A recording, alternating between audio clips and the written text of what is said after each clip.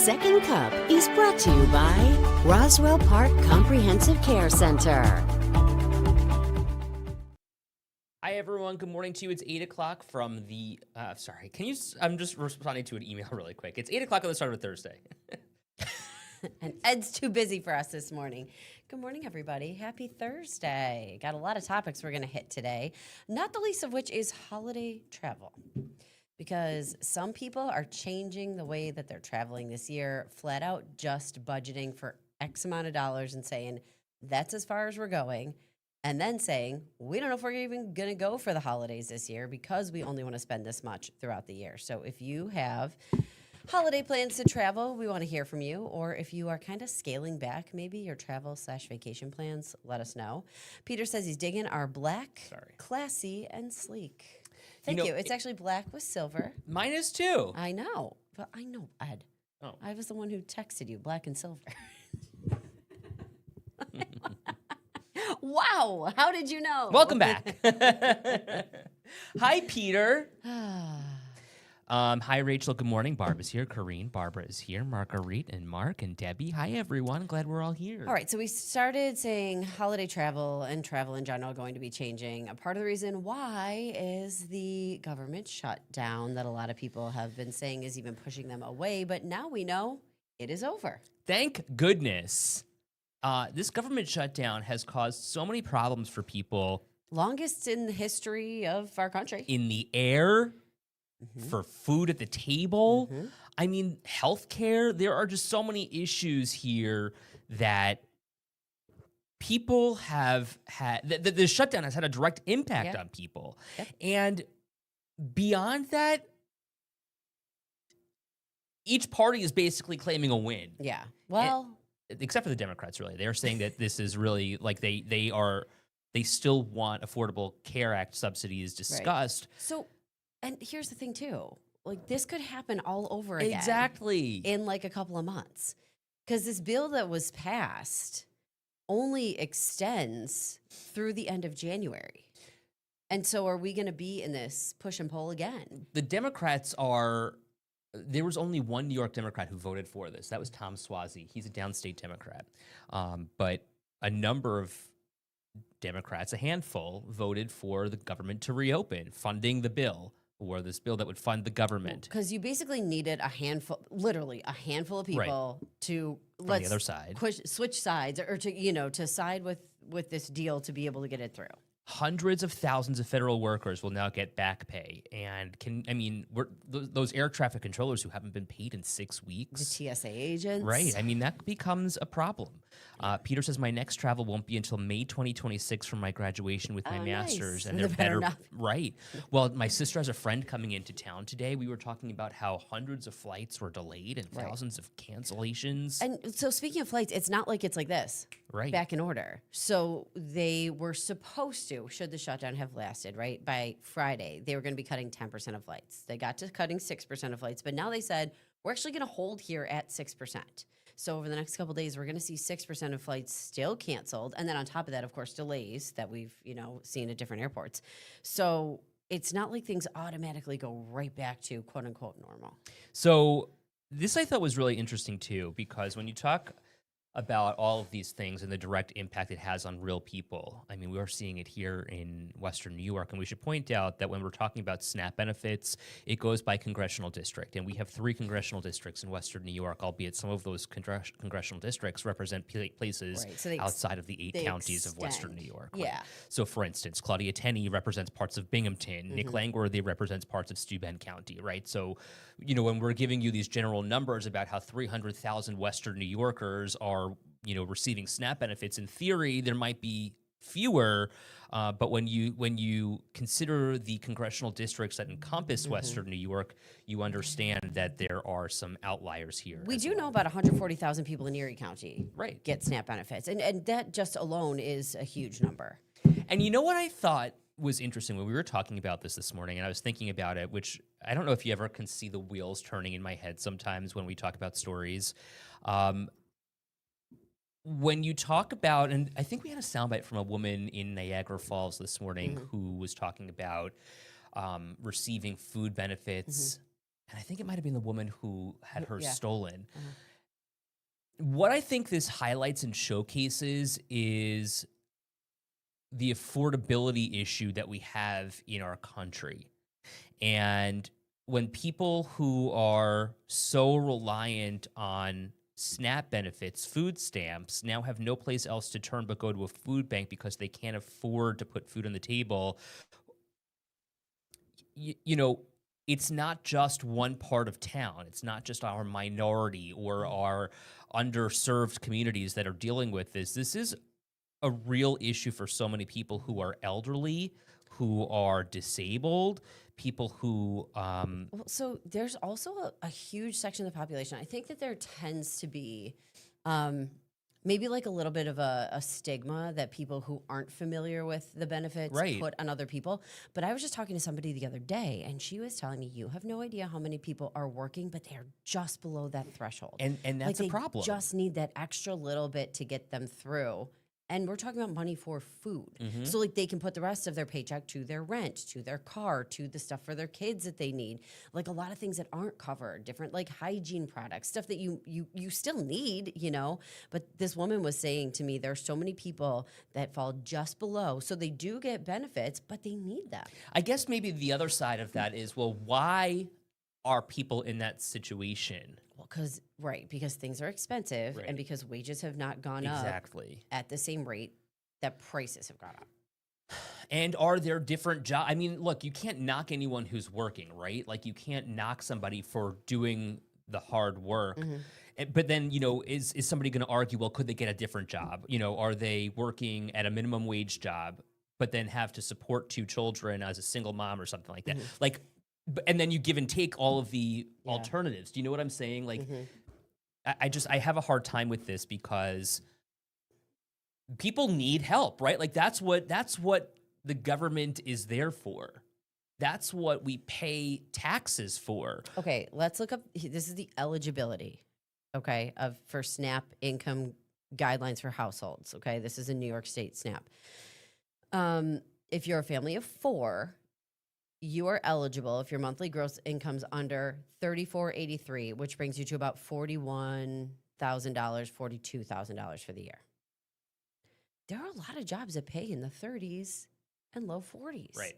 Like, and so you could maybe, like, dad is working full time, mom is working full time, whatever. The other stays home with the kids, you know, because we know daycare gets so expensive. So, okay, let's say we're doing the one income thing and you're making $39,000, you would benefit. I love Steve Monaco's comment here too. Let's not forget the people who foster kids get assistance. They go without too. And we know that there's a shortage in foster families as it is.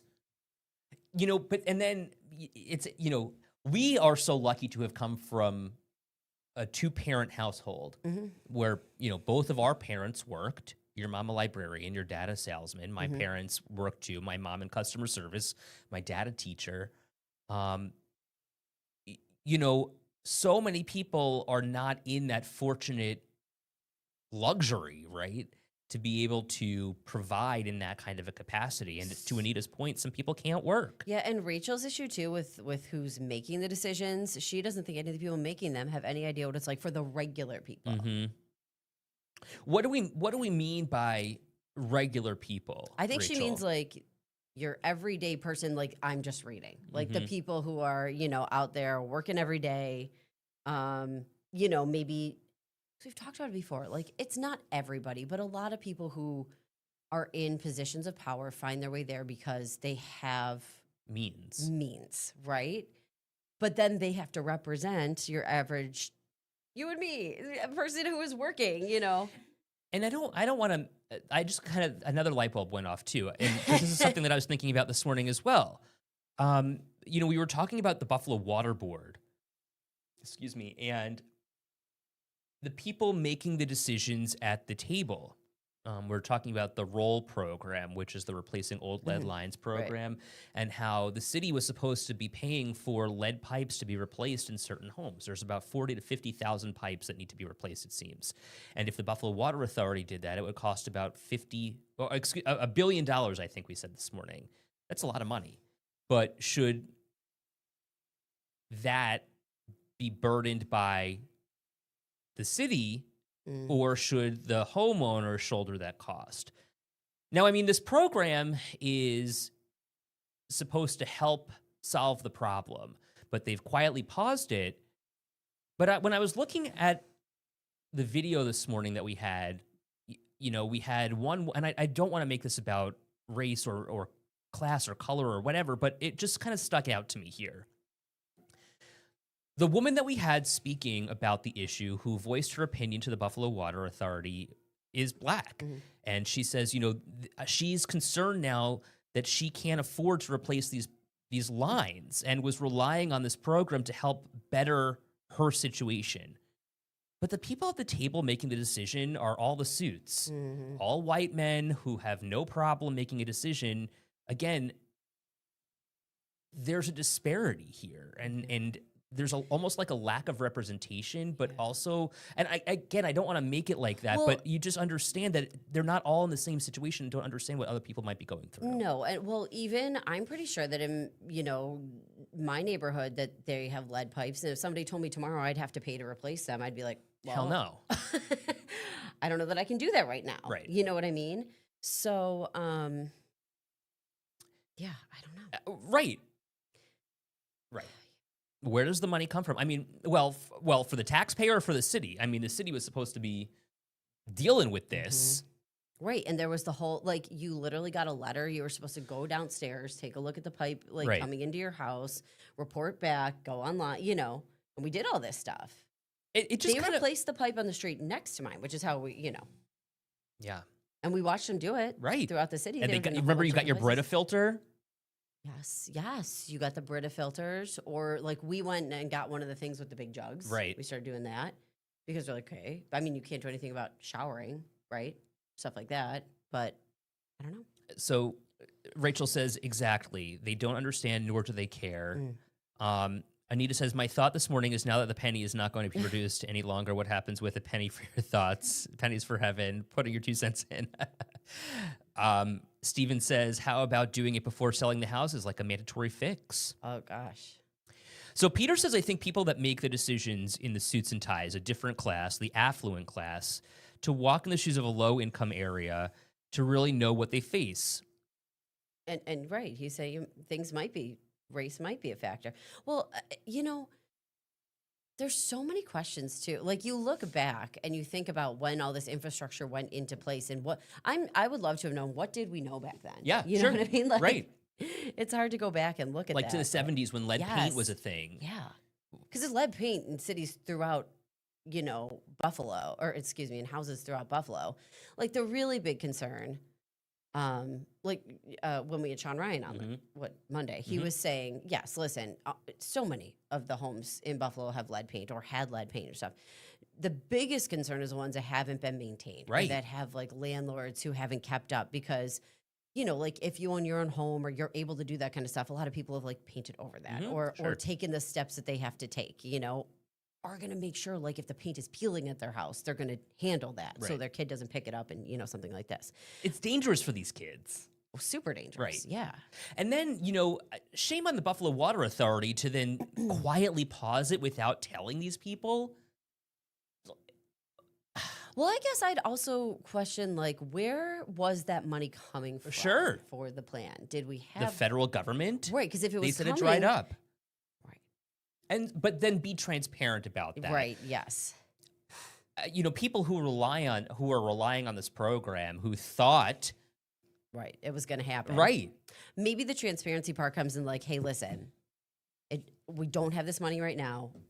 We'll keep the program going, keep applying, but we just don't have the money to fund it now. We'll keep applying for grants. As soon as we get them, we'll take action. I don't know.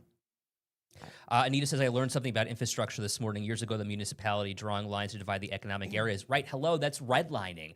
And so this is a huge issue in the city of Buffalo. And we could do a whole episode on this because there is so much of it. And that's the issue. And who were we talking to? It wasn't that long ago when we talked about redlining. Remember? Didn't we have a guest and we were... Or was it somebody? I'm trying to remember. It could have been anyone because redlining is such a big issue in Buffalo. I mean, it was Garnell, I'm sure, who's talking about it. I mean, there is such a divide, a sharp divide in the city of Buffalo because realistically, minorities were kept in a certain neighborhood, and that's the East Side. So I was driving yesterday down Summer, which then, becomes Best. And when you are like looking, I was thinking as I'm driving, right? There's a lot of like little tiny, I don't know if you'd fall on call them parkways, right? But they're like Bidwell Park, they have sure. like little, and I'm like, the setup was so beautiful. Yes. And then again, I like to look back to what used to have been. And I know, obviously, listen, the 33 All is the what it is now. Olmsted Parkways. Yes. Right. And so you're driving and you're looking left and right and it's so pretty. And then I was like, I would have just liked to have seen what it looked like. Listen, there's an argument for and against the 33. Again, we have to look at both sides in a show like this, right? Because I get it. You built this highway for a reason, but at the same time, you took out this, beautiful street.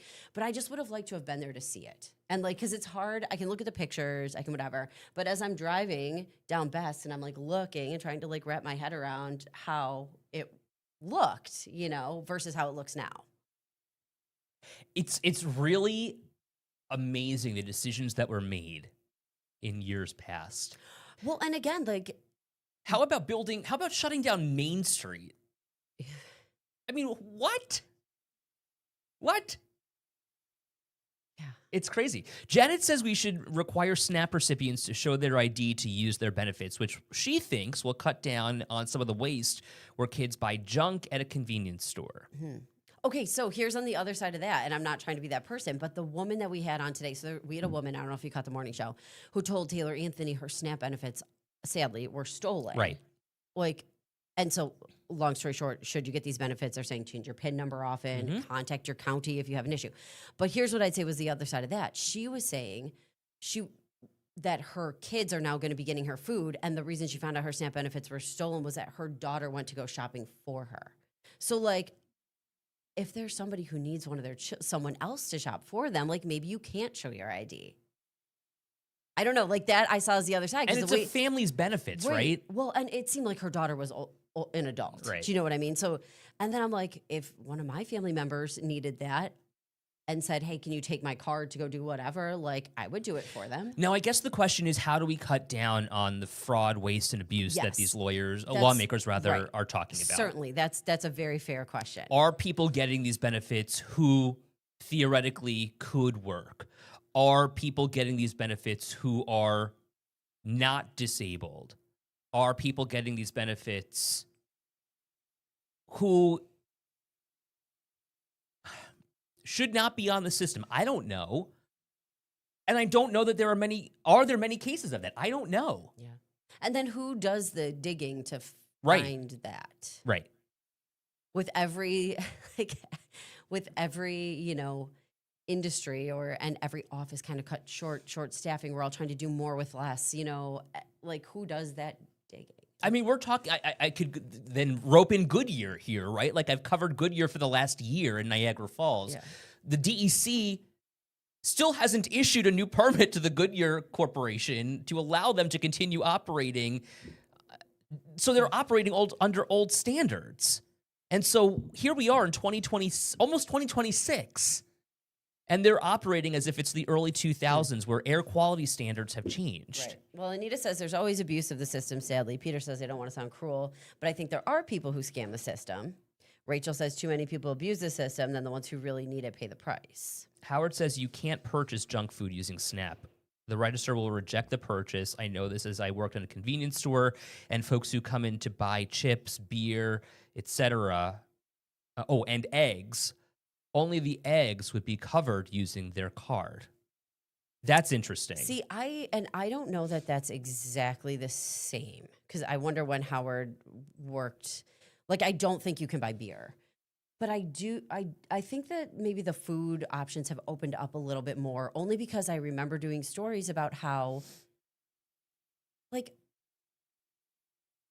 okay, let's use chips, because that was Howard's example.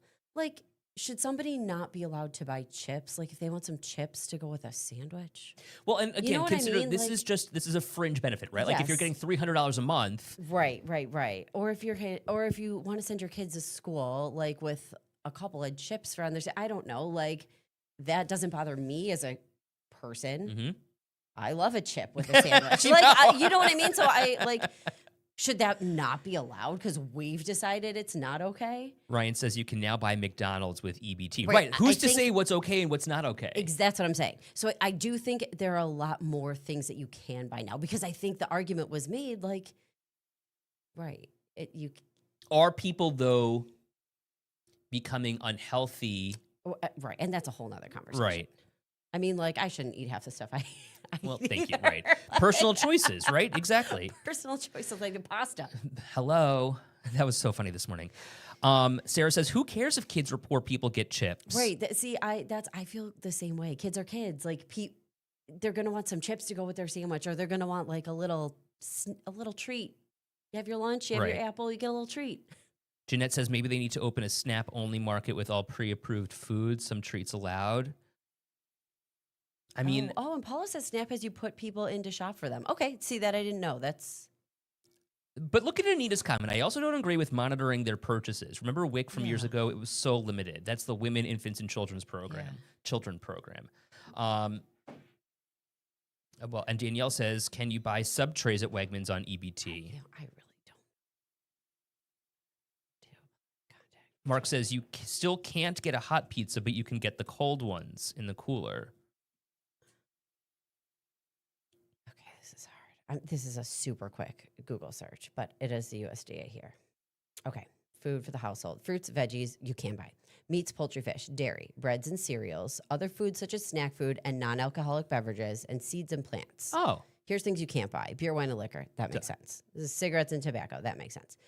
Nothing with like marijuana. No vitamins, medication. that's interesting. No live animals except shellfish. Fish removed from the water. Okay, so like something Yeah. you get at the what is the word? Like the fish market. Yeah, but I don't, not the display deli thing. I don't know. I know You you're know what I'm talking saying. about. Yeah. No foods that are hot at the point of sale. Okay, so that's what you're talking about, the hot pizza. Okay, non-food items like pet food, cleaning supplies. See, and here's the thing: hygiene items. That's what so this person I was talking to Right. who was telling me about, she was saying that's where people will get the SNAP benefits even if they're just on the fringe because like hygiene stuff can be really expensive. Mm-hmm. And so she says, people will try to go without that and you really can't. So they use money for that and then that's why you get the SNAP. So Rachel says, I know some people who are abusing the system as well. Bonnie says the same thing, but and then go out to eat. So what qualifies as abuse of the system? Maybe that's where we have to go here. Like, what is an abuse? Do you know what I'm trying to get at here? Like, I guess I don't know that I'm being super clear, but how do we define what an abuse of the system is? Is it something that I have because I work, because I've worked hard, because I have another person in my house that I'm able to afford that you can't? So somebody saying, somebody said, I'm just asking because I'm Okay, genuinely curious. this is what I think Bonnie's saying. So let's say you're buying you're getting SNAP benefits, you're using that to buy your food, and then you're using your own money to go out to a restaurant. Is that an abuse? Well, but some restaurants are also allowing you to use those benefits at their But let's say you're buying groceries, but then you go out to eat with your own money. You're buying groceries with SNAP, but you go out to eat. Or like, is that also just kind of like part of life? If you if you qualify for the benefits, you can use them, and then it allows you to maybe go out one night a month. Right. I don't know. Megan says an abuse is. Sorry, I need to scroll back up here. People who can work but don't. Okay. Yes, I would agree. But I guess the other question is, why aren't they working? Oh, okay. Marguerite's got a good example. People working on the table, being paid cash, making more than somebody who's having taxes taken out. So like, Absolutely. okay, that makes sense, right? You're not putting your Or tips in, so you're not actually appropriately reporting your income. somebody who works 34 hours instead of working 35 or 36 just so that they can stay on the system. Okay. Sure, I would qualify that as an abuse. Okay. Noreen says, I remember working in a grocery store, customers buying steaks with their benefits. I couldn't afford steak. So why is that Why is that a problem, Noreen? I'm interested. I don't know. Probably I get the frustration, I guess. I don't know. Is it unfair? Maybe. Bonnie says lying about filling out the paperwork. Sure. Shirley says there's lying about people not living in their house, and they really do live there. Not living in their house, and they really do live there. How would that change things? I'm not really sure. Because wouldn't you want to say that you've got more people living in the house? I don't know. Yeah. You know, and fortunately for me, like, look, this is my ignorance Yeah, because right. I'm lucky enough not to have to rely on benefits. But at the same time, if I needed to. right. So, okay, same. But I will say, boy, do I budget our groceries a lot. Right. And like, I really, especially because we took on a big added expense this past year. We had a baby. Oh, guess what? You got that for life, the next 18 years at least. Yeah, but it has changed the way that we budget our money 100%. Like, we don't have a lot of the extra money that we used to have Right. because it goes toward the biggest cost is Childcare, daycare. right, It's exactly. childcare. And also, you're so lucky that you've got a strong support system Oh here my where God! so many if we others didn't, don't. we would be. I couldn't have my job anymore. And I guess then you also get into the argument, should you be having a child if you can't afford one? Right. Right. Well, that's also true, but Sometimes it that takes- happens. and that also takes you so many more places. Exactly. We won't correct. go- We won't No. go down those roads. Megan says they count anyone in the house who is bringing in income. So an 18-year-old who has a job but still lives in their parents' home. I get it. So like your 18-year-old's working, maybe they're contributing like to the family, but we don't say they're working. Right. I got you. I follow that now. Sherry says I worked full-time, paid $700 for daycare, and couldn't afford steak and lobster, had to budget. Corrine Right, says I they know. might be working, so that income is coming in. Rachel, back in the day, my mom tried getting benefits and it was literally cents above the so-called limit. Cents above. Ugh. Right. That's frustrating. So I will also say, just to throw it out there are so many places that will offer you assistance, no questions asked. Mhm. So if you walked, we have a whole list of resources on our website right now that, like, let's just say you are in that situation or you know somebody who's cents above and they get denied.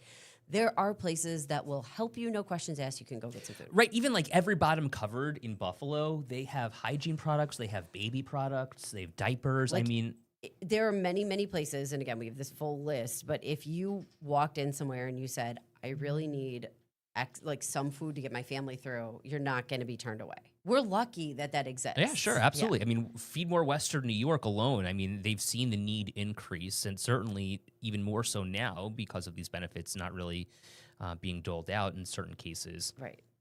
Jordan just put a link in the comments here. Peter says, I love these sociology topics that we discuss here on Second Cut. But I think that this is, honestly, this is the proper forum to have this kind of a conversation because it allows us to share voices on all sides. And when we're doing that, we're hearing viewpoints from everyone. We're hearing ideas that perhaps others might not have or are afraid to vocalize. Well, and that's what Second Cup is all about. Right. We want to bring in the community and hear their voices. Peter, so to answer that question, because I've done a couple stories and talked to a couple people, like, there are some that do and there are some that don't. Some of the people who run some of the little food pantries ask for you to not do the hygiene products only because they always want actual food to be available for people who swing by, and they don't want somebody to come and, oh, there's just shampoo. Yeah. But there are many that will accept them. Anita says, happy and thankful we get to have these conversations. Me too. Yeah. Because you know what? I feel like it kind of fills my cup a little bit to be able to talk about real issues, right? Like, we're not just reading headlines and being like, oh, here's the news today. Like, these are real stories, and we get to go beyond the headlines and actually see how it impacts you. And so many of you chiming in telling us. Like, how about that comment of a mom was denied cents above? Right. Doesn't that put it in perspective for those of us who are Yeah. just maybe flipping on the TV and watching the show? 1,000%. All right, we got to get the show on the road. We appreciate you chiming in every day. Hey, tomorrow's Friday. We've made it to the end of the week. We got a big Bills game on the way this weekend, too, so we'll talk about that tomorrow for sure. See you then. Bye-bye.